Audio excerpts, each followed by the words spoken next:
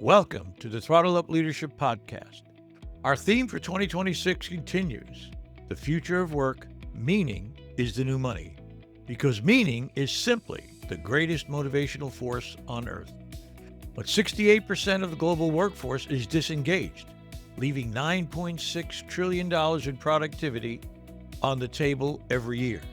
Gen Z, the canary in the coal mine, is exposing structural failures everyone else learned to ignore, rationalize, or endure. I'm Dr. John Dentico, your host, bringing over 30 years of experience in leadership, strategic thinking, and designing solutions that solve real problems. This podcast delivers boots-on-the-ground intelligence, real conversations with CEOs, fractional executives, coaches, and small and medium-sized business leaders navigating the same crisis, mitigating the talent hemorrhage before competitive viability disappears. We go beyond symptoms like engagement scores and wellness programs to focus on the structural failures beneath them. Frontline intelligence, actionable frameworks, hard truths. Thank you for joining me on this journey. Now let's throttle up and dive into today's episode. Hello again and welcome to the Throttle Up Leadership Podcast. I am your host, Dr. John Dentico. With me this morning is Tissa Richards. Tissa wants to break something you probably believe about resilience, that it's about bouncing back. She says that definition is not only outdated, it's actually holding leaders back. Tissa Richards is a TEDx and keynote speaker, founder and CEO, and the award-winning author of No Permission Needed, a 5-time award winner and Amazon bestseller. Her upcoming book, Rethinking Resilience, Fueling Your Competitive Advantage, makes the case that resilience isn't recovery. It's a trainable muscle, a repeatable skill she calls intentional resilience. It's actually out already. I think that's an old... it's... Oh, okay. Well, there you go. It's out. It's out. So, it's on the street. She works with C-suite and board-level leaders at organizations like the New York Stock Exchange, NASDAQ, and Forbes, helping them stop leading reactively and start converting pressure into clear decisions, stronger presence, and measurable outcomes. Her framework blends valued, anchored leadership with narrative ownership and what she calls confident muscle memory. Practical, sustainable, built to work under fire, not just in theory. Her core challenge to every leader she works with: if it doesn't drive clarity, communication, or performance, cut it. And I'm truly pleased and delighted to welcome her here this morning. Good morning. How are you? Hello. It's so good to see you, John. Thanks for having me on. You're most welcome. You're most welcome. So let's start off with my normal favorite question, and that is, tell me a little bit about yourself. Where did you grow up? And what were some of the influences in your early life? Yeah, I actually grew up in Canada and moved out to the U.S. my senior year of high school, which I don't recommend. It's really a lot to move countries your senior year, but it was really actually interesting kind of growing up outside the U.S. and now having been here ever since. But I think my earliest kind of influences, my mom was a doctor and sort of showed me that you can do anything. There's really nothing that you can't do once you decide to do it. So I kind of just grew up not having any sense that there were any limitations. And I think that followed me through into just, if you have an idea, you just do it, right? So that's, I think, how you end up becoming an entrepreneur and starting companies, and just, it's not asking why can't you, but just why not? Yeah, it's the antithesis of get a real job.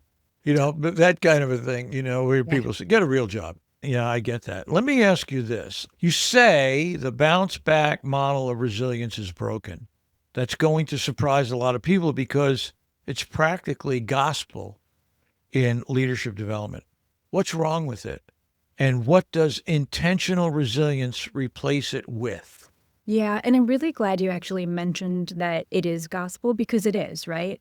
And I think we all grow up having absorbed that. What is resilience? It is something bad happens. You go through it, you adapt, eventually you bounce back to life as normal or business as usual. But to me, I was realizing that definition I was hearing it from so many companies and teams and leaders. I think that it served us maybe for a long time, but think where that definition came from. It came from material science, which is literally the ability of something to go back to its original shape after being pressured into something else.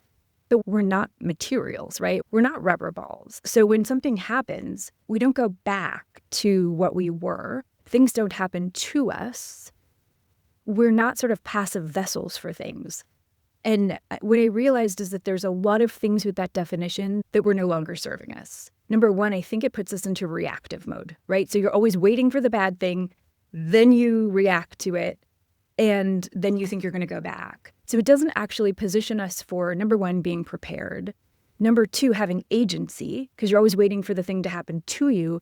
And number three, it doesn't take into account opportunity or innovation. It's only the bad thing. And I thought, we can't always be in a reactive mode. It's a very exhausting place to be.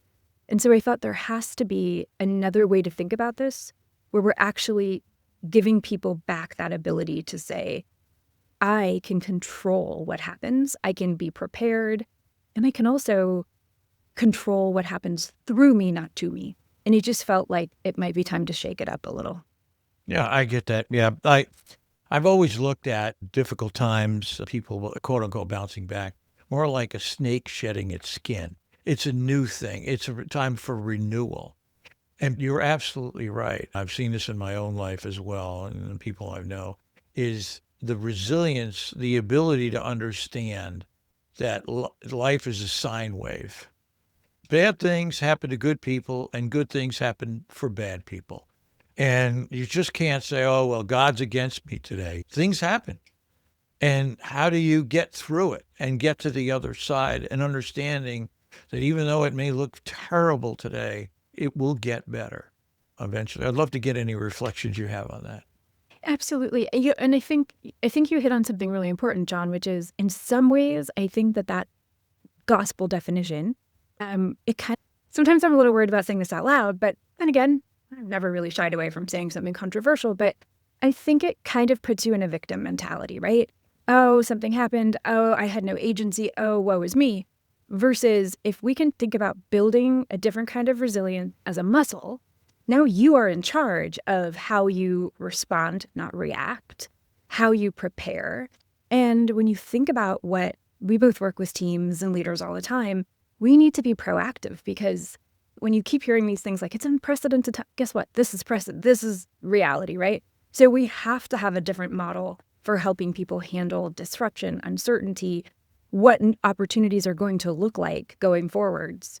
So I think being able to tell people, you can build this as a muscle. You don't always have to be in this survival, burnout, reactive mode. Gives people a lot of energy back.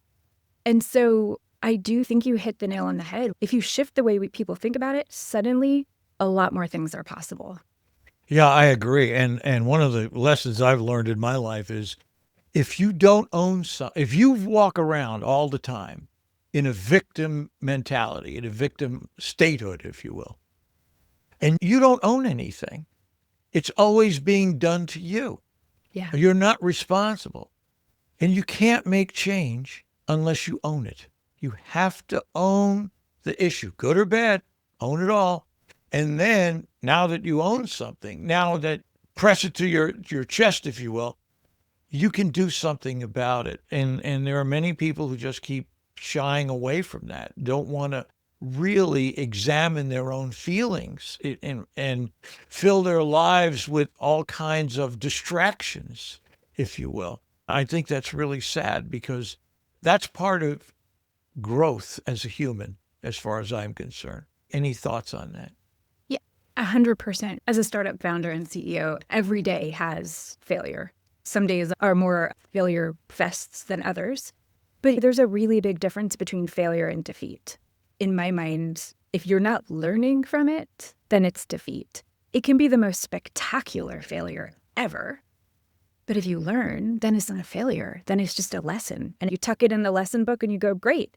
And so that, I think, is also what you just talked about. You're narrowing that victim gap, because now you're not a victim of anything.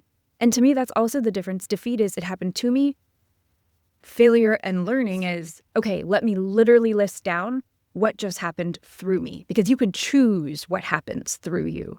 I think having been an entrepreneur, which is really rough. I mean, I make this as a joke, but like without Botox, I literally look 90 because it's rough raising money and scaling companies and losing everything over and over. And you still got to get back up the next day and go, okay, let's do it again. But you choose it. And I think this is returning a lot of choice to people. That's also why I really wanted to add the other part of the definition, the nuance, which is I don't think resilience is just about bad stuff. I think it's about opportunity and innovation. And that's not part of the lexicon that most people think when they think about it. Yeah. Yeah, I liken hard times many times, as I would say. There's times in my life when I've had to crawl over 40 miles of broken glass, to get to the other side. And you become good at crawling over broken glass. Make sure you don't hit the big pieces, as they say. But I agree with you. I think that we see struggle as something that we want to run away from.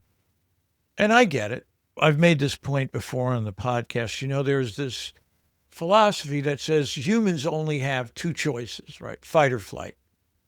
You either fight fight, or you run.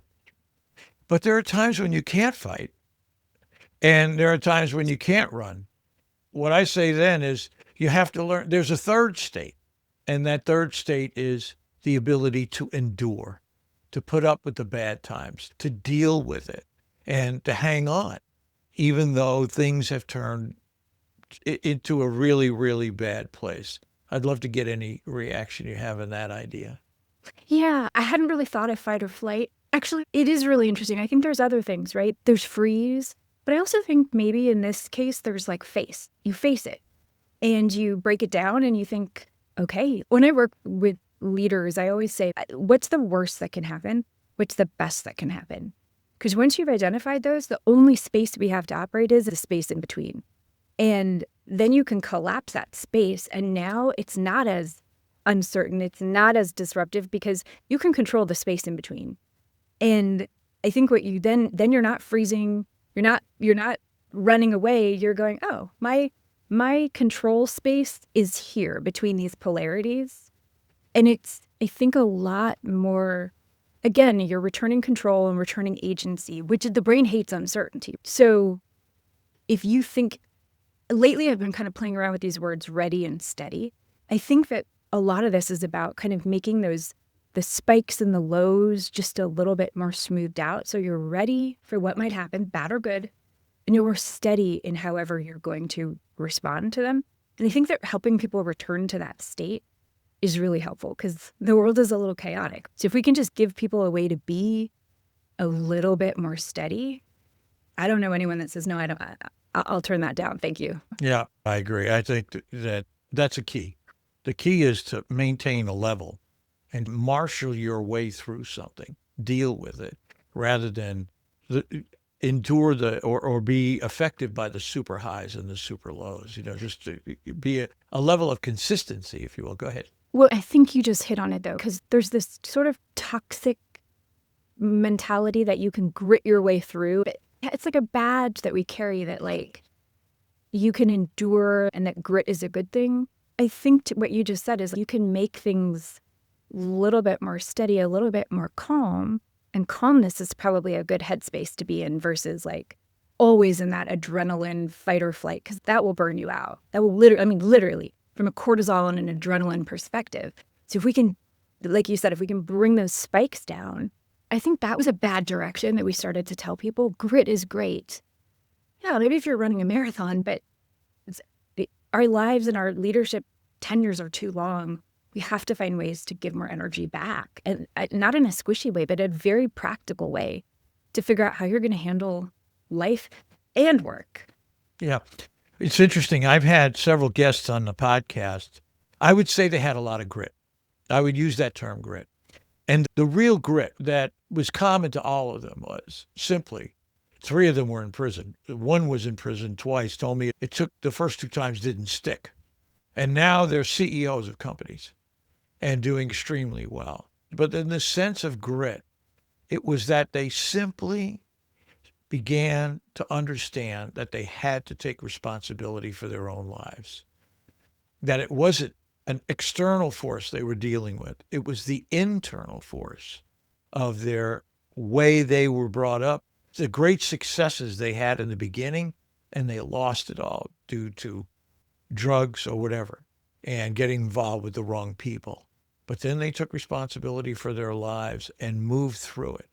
Grit to me is an interesting word. I think it can have a number of meanings, but I do like the term because it says, people can dig in, but the part of digging in is really taking responsibility for your own life. Any reflection on that? I think what you ended with really was what was going through my mind when you were saying that sounds a lot like accountability. Because I think you can grind, and never be actually learning and changing. You could just be sort of literally grinding and gritting and not actually be going anywhere. But once you said sort of they're learning, they're taking responsibility, that to me is different. That's the difference, I think, between defeat. The definition of insanity is doing the same thing over and over and expecting a different result. If you say, okay, wait, this is what got me here. It's not going to get me to the next place. Let me be a little bit reflective. Let me think about maybe what I did or didn't do. And that's why I think, again, bouncing back doesn't make sense. We don't need people that go backwards. We need people that are thinking about where do I need to be next? Bouncing and that's forward. Growth. Einstein's definition that still holds up today.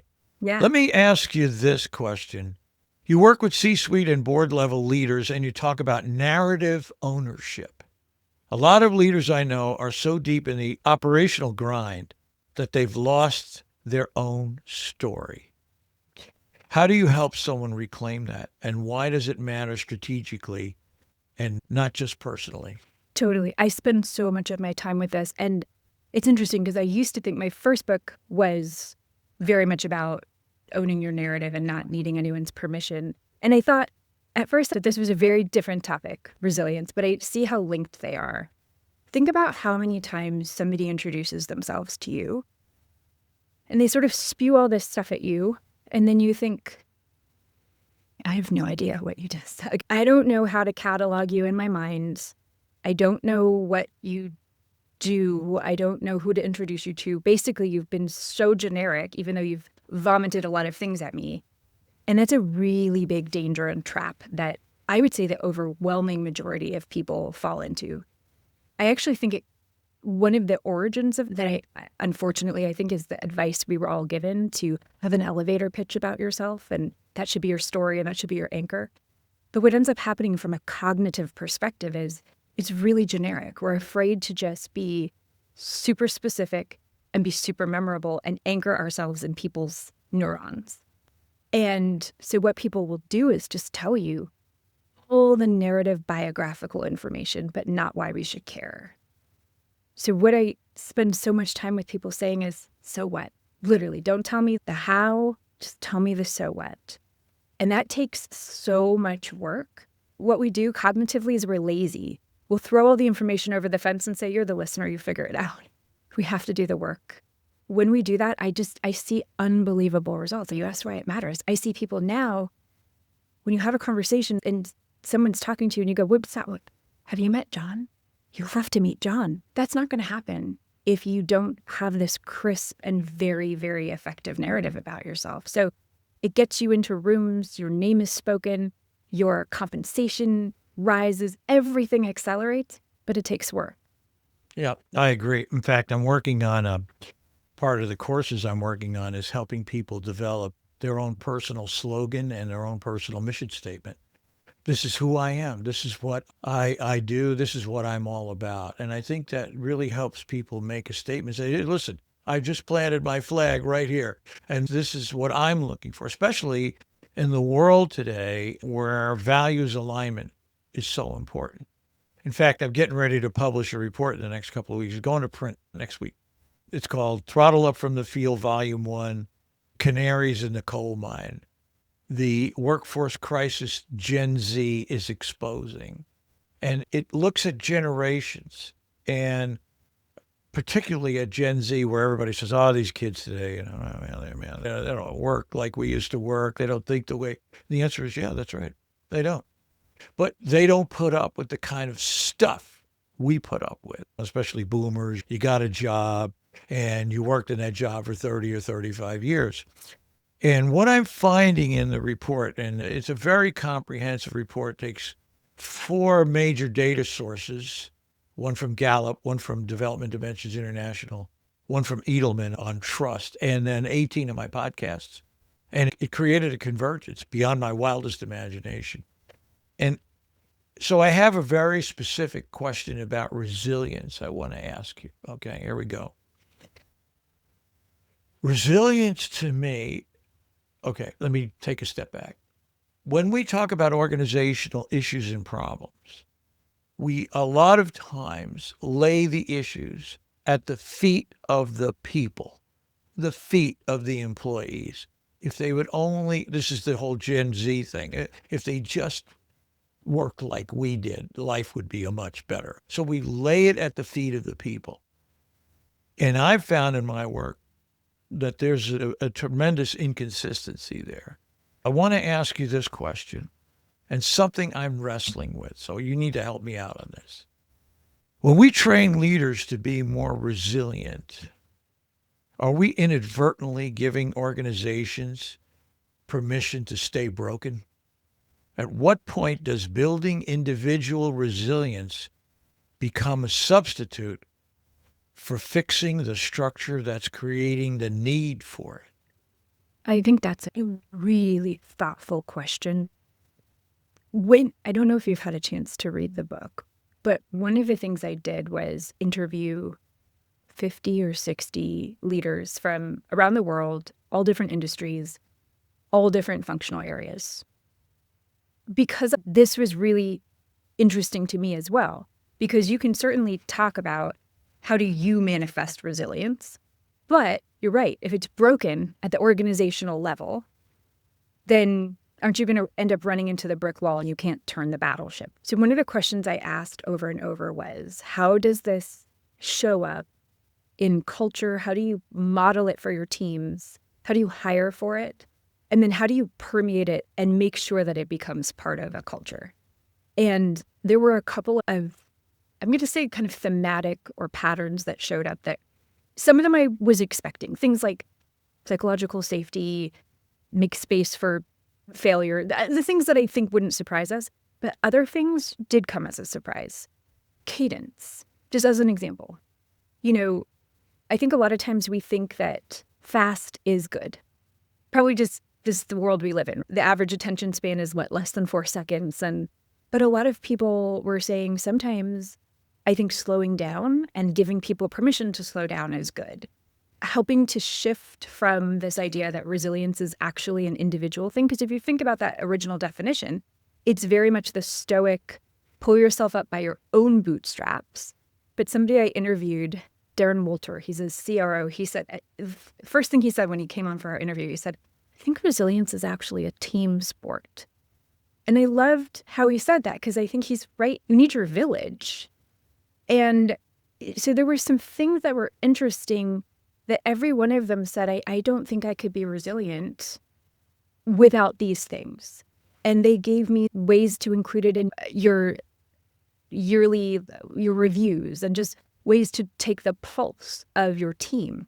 So I actually think that if you're a forward-thinking organization or leader, you can start to include this. And you can do it from an innovation perspective, too. How open are we to opportunity versus just always waiting for the next crisis? There is a way, John, I think, to make sure that this cascades not just from the individual, but into the team, business unit, or whole company level. I agree 100%. I mean, let's take, for example, burnout, okay? Burnout. How many people are burning out? I mean, I'll tell you, the Gallup report, 2025 State of the Global Workplace, says only 32% of employees globally are engaged at work. 17% are actively disengaged. They come to work spreading negativity. That's their job, So you look at those and you say, well, wait a minute. Why is that? What's going on here? And if you translate it into burnout, just take that one sliver, if you will, and say, let's talk about burnout.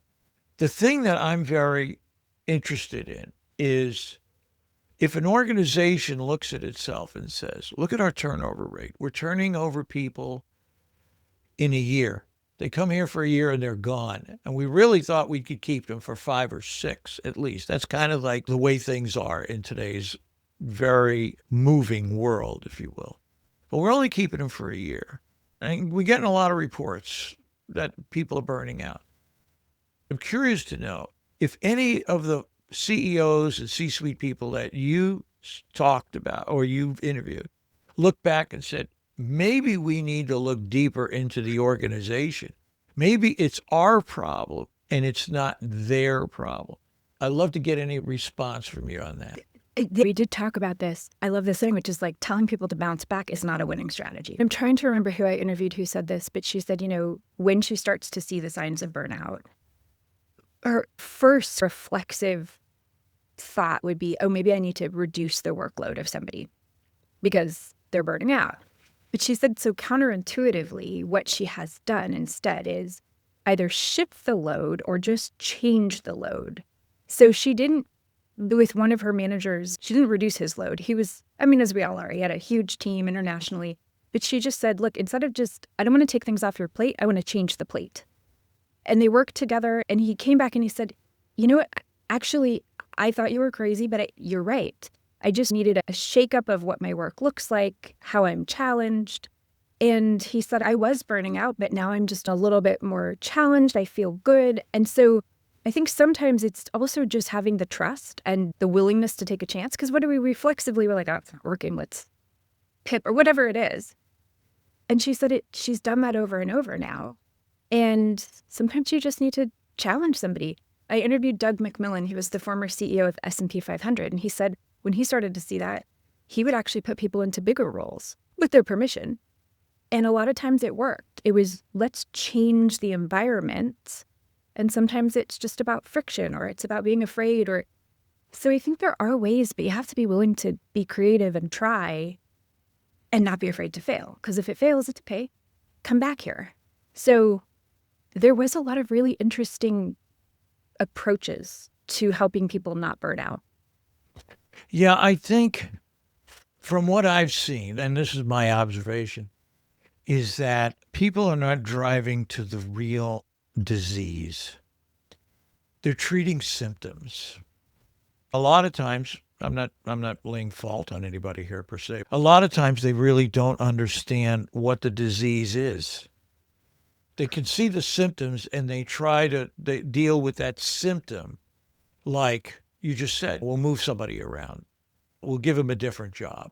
That might, and that may be a temporary satisfier, just like money is. Everybody says, oh, what we need is more money. And the answer is, look, we know that 6 months after somebody gets a 10% raise, they want 10% more. We know that. So, but that's just a satisfier. I think organizations are going to have to drive to the real issues. And you mentioned the word before, and I'm going to mention it. And that is, look, what is the level of personal agency that people have in their work every day?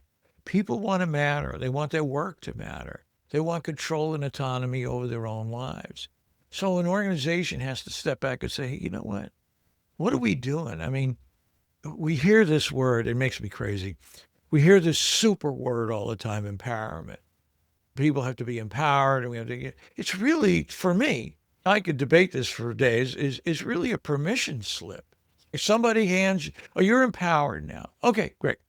Look up the definition of empowerment. And the word right next to it is delegation. And we've been talking about delegation for 50 years. And the knock against delegation has always been we delegate the responsibility without delegating the authority to carry out the responsibility, without delegating personal agency. So these are some of the real issues that I see. And again, if we don't treat those, then we're in this loop. Yes. It's unending loop. It's Groundhog Day, right? Of just the same. We're in Groundhog. That's a great analogy, by the way. We're in Groundhog Day saying you have to be more resilient. Be more resilient. You bounce back from this, as you said. Have some. Yeah, work it out. Come on, you can do it. And yet I see the need for resiliency as a symptom. And Go ahead. John, this is so true. It reminds me about 2 years ago. So this was before I even wrote the book, but I had a very large company in the financial space come to me, and they'd had so much. It's been a rough couple of years from a financial perspective and Sure, economic. absolutely. And they'd had a lot. There was just a lot of changes at the management level, and so the whole company was kind of, I just think they were on tenterhooks, just not sure what was going to happen. And they asked if I could come in and talk about this topic. And they asked if I could give them just a quick preview of what the framework would be. And I don't know about you, but I don't like to do that because I don't want to be throttled on. But I said, well, yeah, I mean, it'll cover things like cadence and curiosity and things like that. And they said, oh, so I have to laugh just even thinking about it. They said, we don't have a process for curiosity. So if you could just take that out. And I thought, well, yeah, but this is a big, and I said, I'm actually not going to take it out. And here's why. When there's a lot of unknowns and people are stressed and you're not giving anybody a chance to explore or tinker or come to you with thoughts, innovation, you're basically stifling them into boxes. And no wonder people are leaving. And they said, yeah, you can talk about it, but we're going to finish up the thing and tell them that we're not a big fan of curiosity. And it's such stark contrast to, like, one of my favorite people is Julia Anderson. She's now the chief digital officer at Wella, and she was with Campbell's. She's a really big innovator and transformational person. She carves out time for her teams where it's grow time. Their whole instruction is do all your work in, let's say, 80% of the time, take the other 20 to just explore. And they do things in that time. And I think that's what gives people that agency and that excitement about work again. I think that's what's missing too. There's not a lot of excitement. Oh, yeah, I agree. I absolutely agree. And certainly the other two is values alignment and growth trajectory. Is there a path for me to grow? You can't do training as though you're shopping at a farmer's market. Take pea, the peas look good today. The carrots look good. No, there's got to be, we start at A, we go to B, we go to C, we go to D. And then this is a progression. And this is where you'll be as you go along. I think especially we now know that the younger generations really want that. They want a growth path. I agree with you. So those three things are for me, are the things that organizations have to look at in order to fix the real disease rather than treat the symptom. So let me ask you this. Tell me about your new book, Rethinking Resilience. Okay. Yeah. Okay, there it is. How has it changed from your first book? The maturity process, if you will, or the transformation or the movement from where you were when you wrote your first book to where you are now? Yeah. So I wrote the first book when I was just coming out of being a tech founder and CEO and really not sure what the future was going to look like. And now I'm really hit my stride in my current practice. And so this book really coincided with the speaking tour about this topic and having a large stable of clients, executive advisory and whole leadership teams and big keynotes. So I think it was just much more intentional, much more thoughtful. And it's really part of the curiosity I have about how work is changing and how leadership, the pressure of really high stakes leadership is changing. And that's actually the next book already that I'm working on.